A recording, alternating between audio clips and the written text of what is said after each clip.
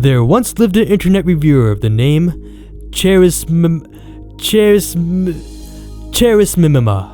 Then he changed it to Tim Tammy because the previous one sounded fucking stupid. But the true question is, to be or not to be?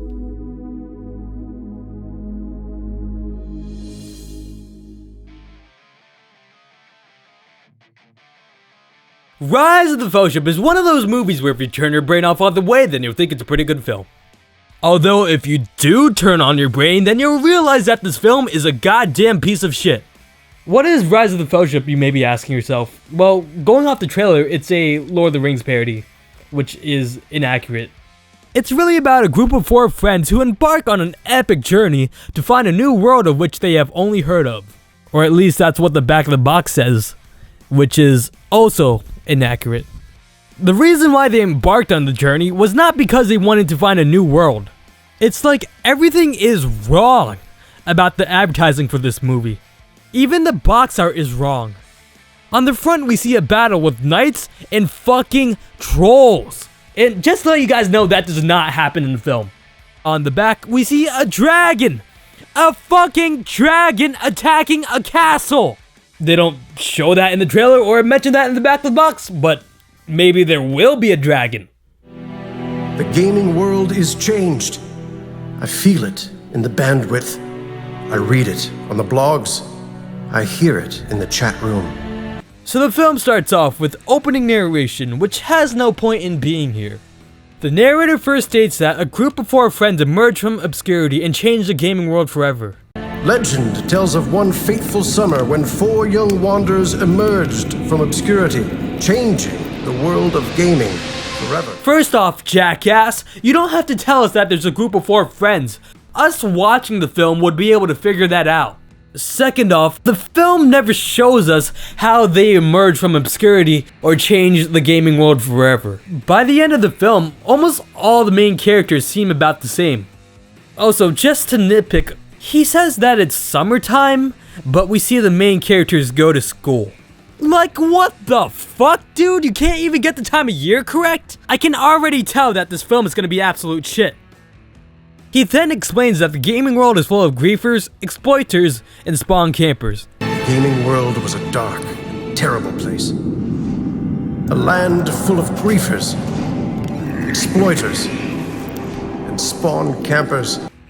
Those problems the main characters never fix. In fact, those problems never seem to be apparent throughout the film.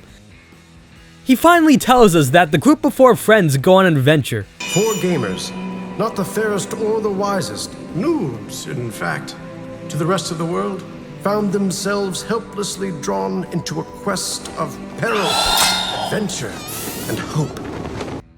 Again, just by watching the film, we can figure out that a group of friends go on an adventure. Just to add, this is the only time we see narration in the film. I think the reason why they had this here is because the Fellowship of the Ring had it. But with that movie, it at least tells us backstory of the ring, which we wouldn't know otherwise. This brings me to another problem I have with the film, and that's the fact that for some reason, it keeps making jabs or references to the Lord of the Rings. Take a look at this scene, for example. We see the main group stuck on this road because their car broke down. So then this biker comes along, and one of the characters named Stacy thinks it's a pretty good idea to ask for help. Hey, someone's coming. Maybe we can get a lift. But fucking Randall over here says they have to get off the road because the Fellowship of the Ring did it. And the group does just that. They head over and hide behind this guardrail, just like how the Fellowship did it underneath a tree. They hide there from the biker, which they don't try attacking. There is 4 of them and 1 of him. It's not like they're tiny little hobbits. So we then see Randall grab onto this flash drive and rise up. With Frodo in Fellowship of the Ring, he was being controlled by the ring to put it on. But with Randall, he has just a normal, regular, fucking flash drive with an image on it. You know, it seems to me the biker dude is actually looking for the group of 4 friends. But you know, maybe if he actually did a thorough search for them, or not even that much of a thorough search, maybe just a little bit more effort than just standing there and looking around with just by turning your goddamn head. How about if you just walk forward a bit, look underneath the barricade, you would be able to actually find the fucking group of 4 friends, you goddamn idiot. I mean, where the fuck else do you think they're perhaps hiding? If you're playing like goddamn hide and go seek, you know, you don't just like stand there and turn your head in the same goddamn location. You know, you had to move around and look for the fucking person. So after his thorough search, he gets scared away by a goddamn rock.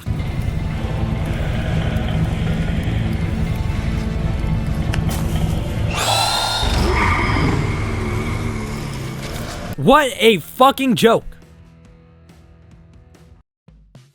The story. Rise of the Fellowship is about a group of 4 friends, Randall, Stacy, Nate, and Squirrelly, which I don't know what the fuck kind of name is that, who enjoy the game Lord of the Rings Online, and there's a competition for it coming up, so they decide they want to compete in that. However, this guy named Joe, who leads this bully group, puts weed in Randall's locker at the high school they go to. Randall's mom is unaware of Joe's involvement, and the school principal does not believe it, even though Randall showed him photographic evidence. Because of this, Randall gets suspended from school, and his mom does not want him to use his computer anymore. So without much notice to family, the group head out to the competition by stealing a car from school. Their reason for doing so is not only to compete, but to also disqualify Joe's group with a picture of him putting marijuana in Randall's locker. During their journey, they encounter a group of crazy people who live in a place called Baba Melvin's Groovy Acres, located in a forest led by a guy named Baba Melvin Schnabel. So, the crazy people help out the group of friends get to the Lord of the Rings online competition. So yeah, that's basically what happens in the film, but the back of the box doesn't say that. What it tells us is a rather vague version of what I said. There's no mention of Lord of the Rings Online, and there's no mention of why they go on the journey. Okay, technically speaking, the back of the box actually does say why they go on the adventure, but what it says is that they wanted to find a new world, which the real reason for doing so was to compete and to disqualify Joe's group. I mean, Jesus Christ, how do you get something wrong about your own film? Just to add to how vague this description is, it doesn't even bring up the names of the characters. What the synopsis needs is detail, because given what the box looks like, it will mislead people to believe that this movie is a Lord of the Rings film or parody. Now, let's talk about what's wrong with the story.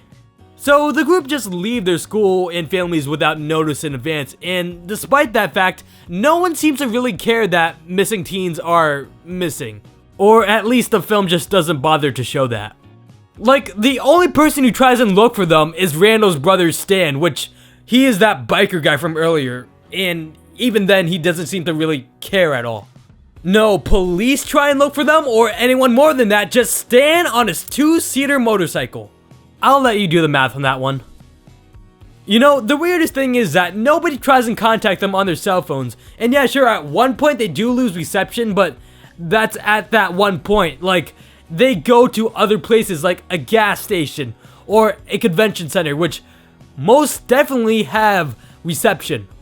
We do see that Randall's mom exists for like one scene. I don't know, maybe she wouldn't care to contact her missing son. So yeah, those are the problems I have with the story, but I'll bring more up later after I go into the characters. Boom! So when writing characters, by the end they must change in some way. Let's take a look at the main characters first. First off is Randall, who is the leader, I guess.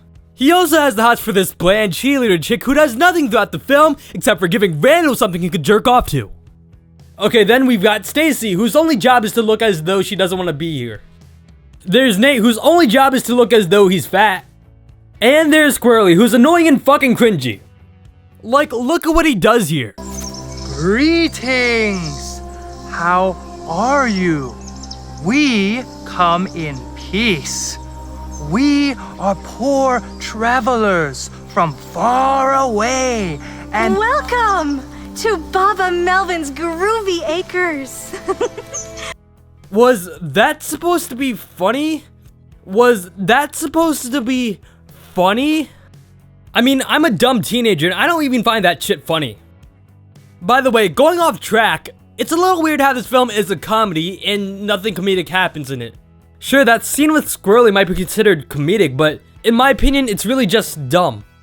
Also, the film isn't really that persistent with comedic things.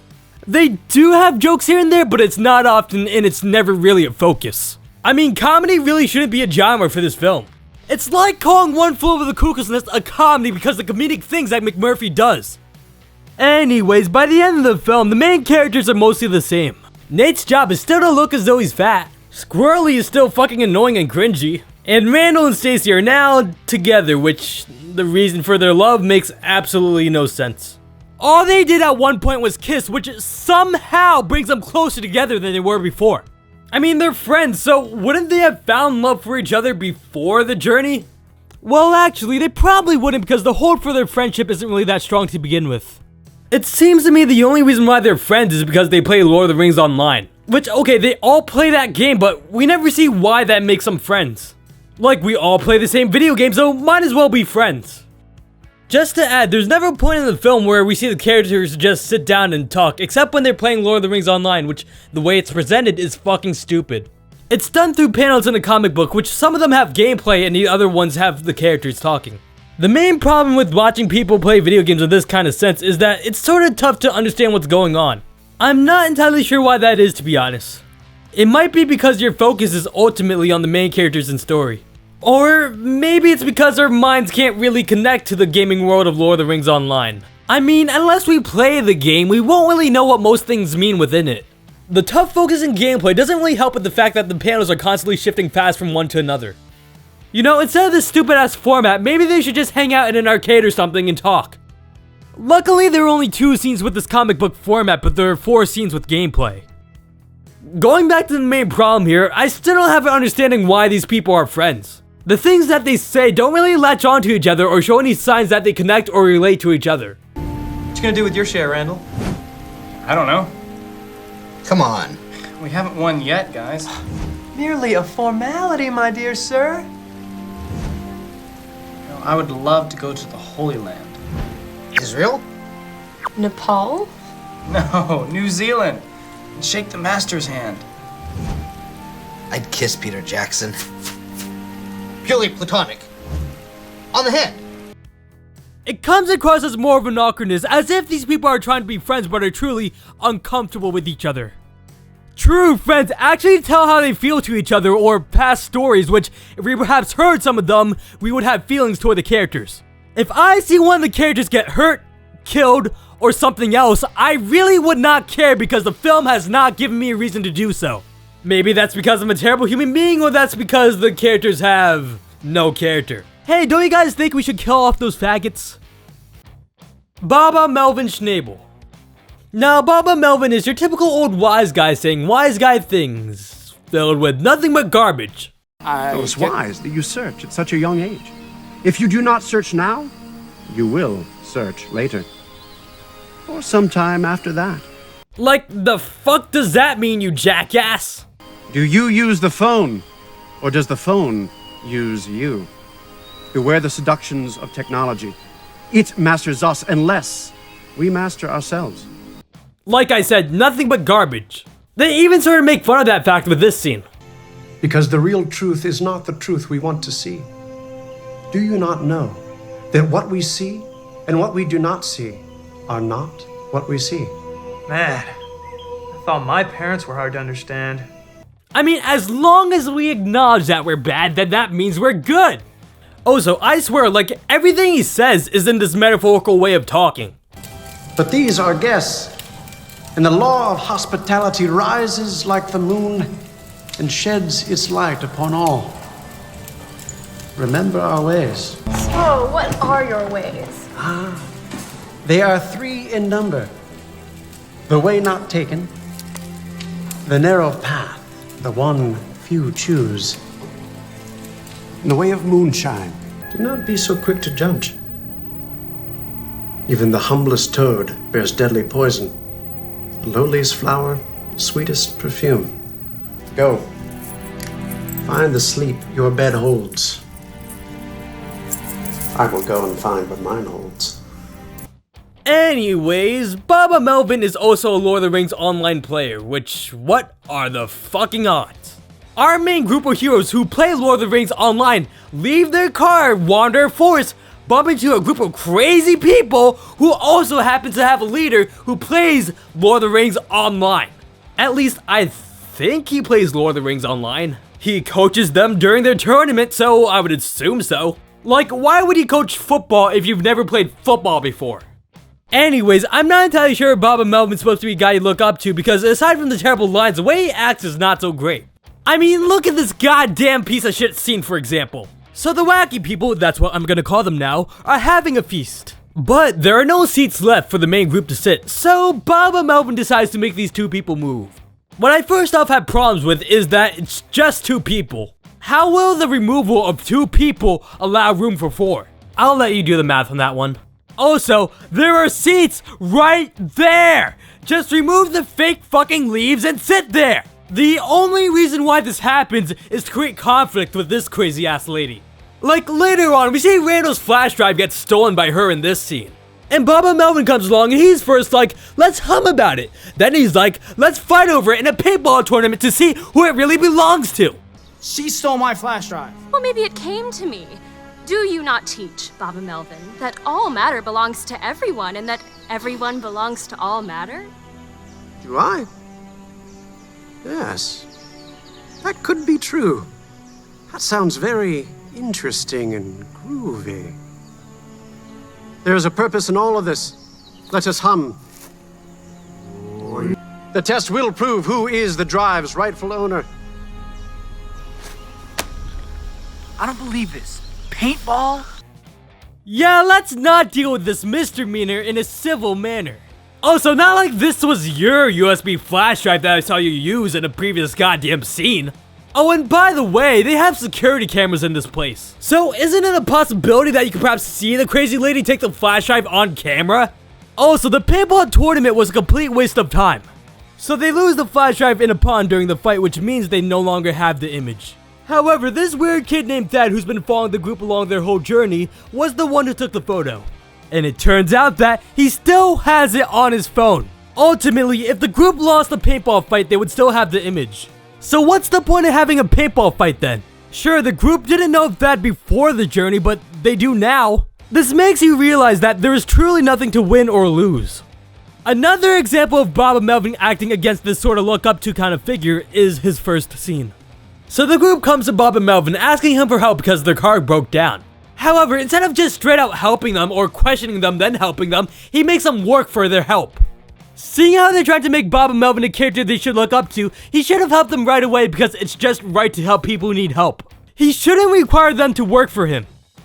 By the way, Bob and Melvin appears like 47 minutes in, which is pretty late for this 92-minute movie. At this point, it's the second act, an act of which you don't introduce new characters. That's what the first act is for. Even if he doesn't show up, he should at least be brought up and described by other people.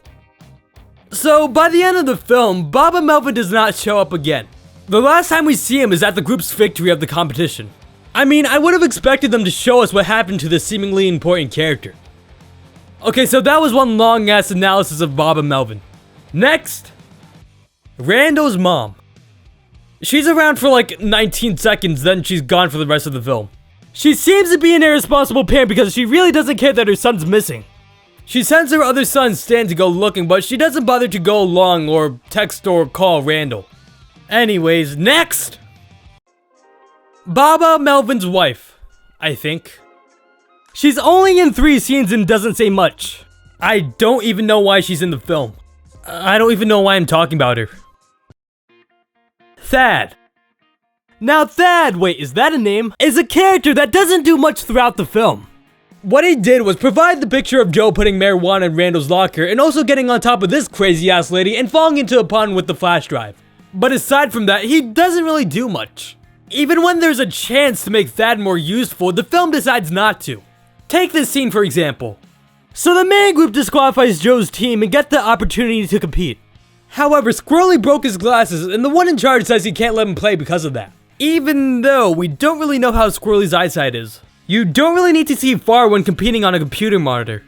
So because of their hindrance, the team needs to find another player since apparently you need a team before, despite them not establishing that before or even in this very scene. And yeah, they competed at a game store before with only 3 people, which that competition had intended to get a group of people for the big competition. Thad raises his hand in need of the 4th player, but Stacy comes along and basically tells him that he sucks at Lord of the Rings Online. You've been a great help, really, but no, I've seen you play. Well, there goes many hours worth of riding in the trunk of some stupid-ass car. Oh, and guess who they decide to pick as their 4th player? Stan, which I'll get to him later. Anyways, we don't really get to know Thad that well. There are so many unanswered questions about him, such as, why did he decide to take a picture of Joe putting marijuana in Randall's locker, then give it to Randall? Also, why didn't he say in the email that he sent to Randall that he was the one who took the photo? Why did he decide to follow the main group along their journey? Why did he make gom noises for the majority of the film?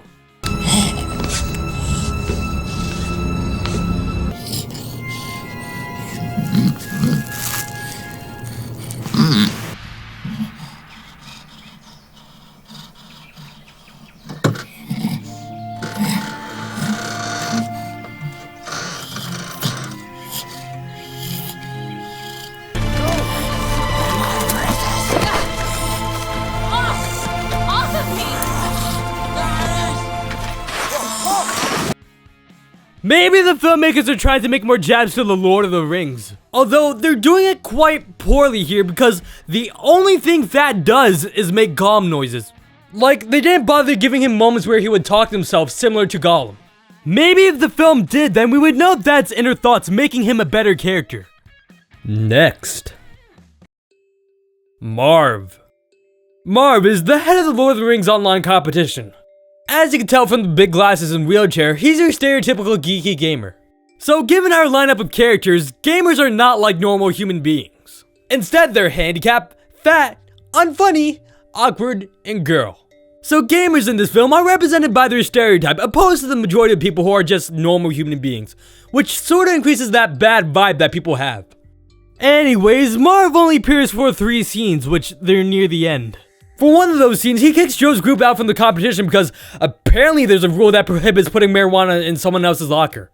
He also allows the main group to compete, which I guess disqualifying another team clearly means that the team who got them disqualified is allowed to take their place.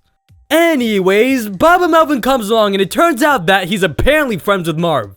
So it just so happens that the main group bumps into a man in the forest who just happens to be a geek like them and also just happens to be friends with the head of the competition. What are the fucking odds? To be honest, I really do not understand what the point of the reveal is. You could say that them being friends helped the main group, but I don't think that's really true. Baba Melvin made them show the picture of Joe, but they could have just done that themselves. In fact, Randall showed it to their school principal and Joe's group's competition leader. So they could have just shown it without needing Baba Melvin. In the other scene, Marv tells Randall about a competition he did against Randall's father. It was 1981. My team and I had made it to the final round of one of the earliest video game competitions. Facing us was one of the greatest gamers I'd ever seen, your dad, and his best friend, Pete. Now, your dad, but Pete wanted to win at any cost. Seems like he still does. The night before the final, control. So they give us this dumb backstory, which I guess is supposed to explain why Marv got excited when Baba Melvin brought up Randall's last name earlier. Did I mention that his last name is Dooley? John Dooley's boy?